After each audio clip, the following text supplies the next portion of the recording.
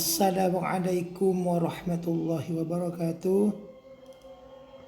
Segenap mahasiswa yang saya cintai, pada kesempatan ini saya akan menjelaskan tentang regresi linier sederhana. Kenapa kita harus belajar regresi linier sederhana? Karena pada faktanya mahasiswa yang terutama semester akhir harus membuat skripsi, dan judul kuantitatif yang paling banyak dipilih adalah pengaruh. Misalkan pengaruh motivasi belajar terhadap prestasi belajar.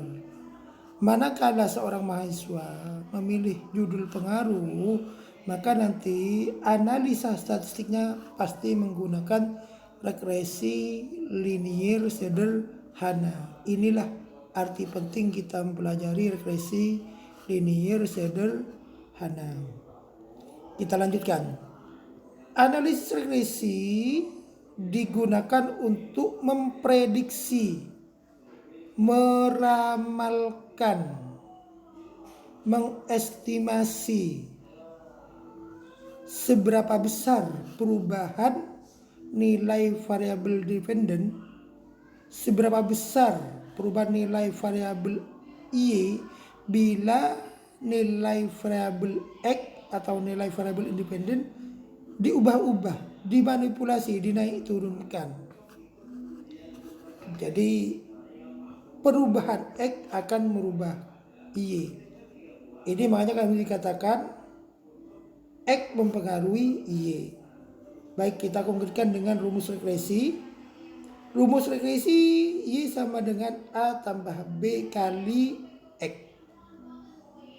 Kita ambil contoh di sini, misalkan A-nya sama dengan 2.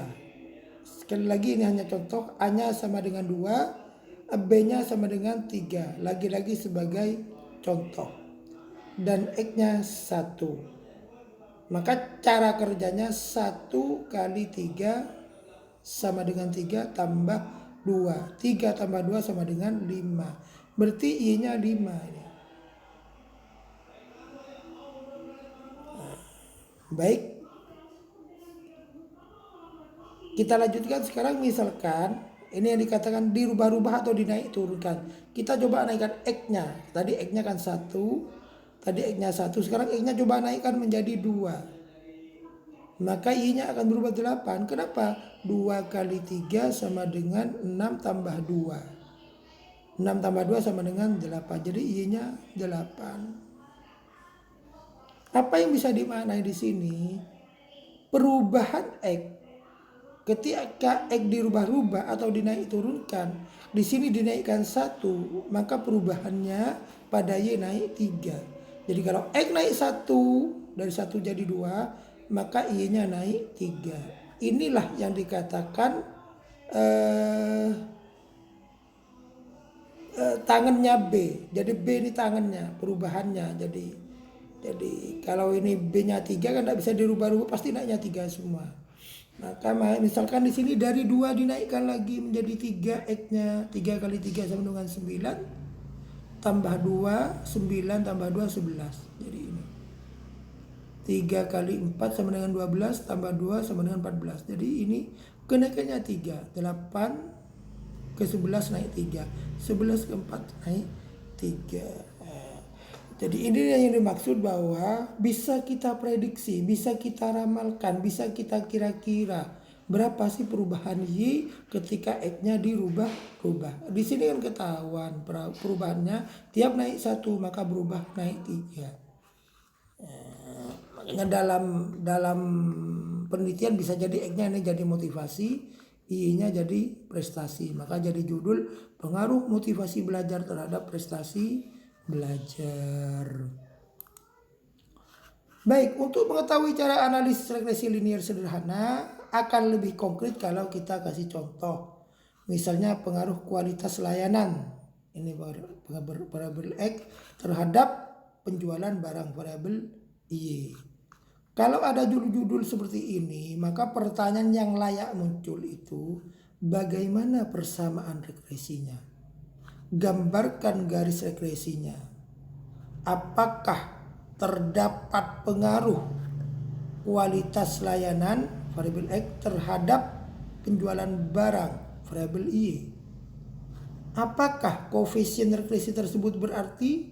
Apakah koefisien regresi tersebut linear? Ingat, dalam uji regresi maka uji keberartian dan uji linear ini sesuatu yang wajib kita lakukan, tidak bisa ditinggalkan. Saya ulangi, dalam uji regresi maka kita wajib melakukan uji keberartian dan uji linear. Karena itu nanti ke depan kita juga akan melakukan uji-uji keberartian dan uji linear. Kalau kita ingin melakukan uji linear, maka langkah pertama yang harus kita lakukan adalah buatlah tabel penolong untuk menghitung angka variabel X dan variabel Y. Angka variabel X-nya sudah ada di sini. Ini variabel X-nya angkanya terus ke bawah sini. Angka variabel Y-nya sudah ada ini. Lalu di mana menghitungnya? Di sini ini menghitung X kali Y, X kuadrat, Y kuadrat. Dan ini sudah biasa dipelajari oleh para mahasiswa pada materi-materi sebelumnya. Jadi kalau nanti ada soal munculnya sampai di sini cuma 1, 2, 3 sampai di kolom 3. Untuk kolom 4, 5, 6 jadi Anda yang mengerjakan nanti. Dari tabel penolong diketahui bahwa jumlahnya Y ini ketemu 5.485, ini dipindah ke sini. Jumlahnya X ketemu 1782, dipindah ke sini biar lebih gampang. Jumlahnya Y kuadrat ini ketemu 887291, kita pindah ke sini. Yang X kuadrat kita pindah juga ke sini 94098. Kemudian sigma XY ketemu ini 288380 dan N-nya atau sampelnya sama dengan 34. Kenapa ini harus dirangkum ke sini? Karena ini untuk melakukan analisis regresi, angka-angka ini dibutuhkan. Ketika sudah ada angka-angka ini, maka tabel penolong dibuang sudah tidak ada masalah karena sudah dikumpulkan dalam ini. Baik, untuk melakukan uji regresi kita harus memasukkan angka-angka ini kepada rumus ini. Rumus. Jadi kalau misal N-nya tadi udah ketemu 34, ini 34, ya pindah aja ke sini. Ini. Kemudian XY-nya udah ketemu ini 288380. Ini pindah aja ke sini. Sigma X, jumlah X sudah ada, X-nya ini. Mana X-nya ini? 1782. Kita pindah aja ke sini. Kemudian ini sigma Y 5485, udah pindah ke sini. Ini N-nya 34, pindah ke sini.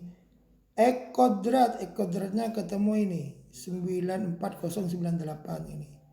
Kemudian X dikuadratkan jadi 1782 kuadrat. Nah kalau udah seperti sini kan udah selesai nih berarti. Jadi 34 kali ini hasilnya. Kemudian 1782 kali 58 ini hasilnya.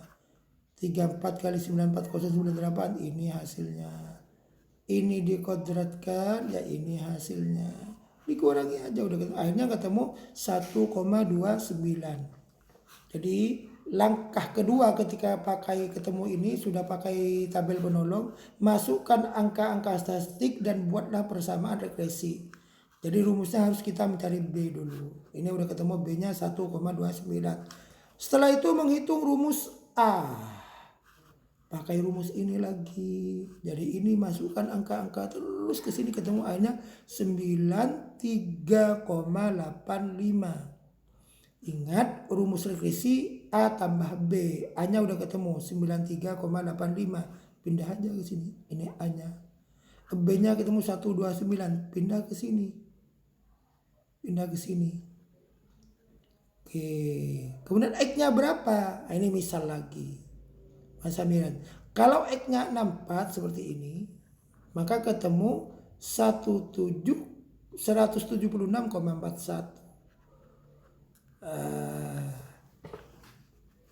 Jadi apa yang bisa dipelajari dari sini?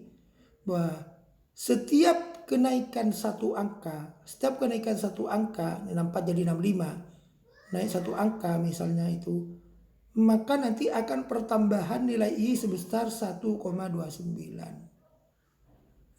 Saya ulangi, setiap dirubah-rubah X-nya, setiap dinaik turunkan X-nya. Dan dalam kasus ini misalkan 64 naik 1 nanti jadi 65, maka akan naik I-nya 1,29. Seperti contoh di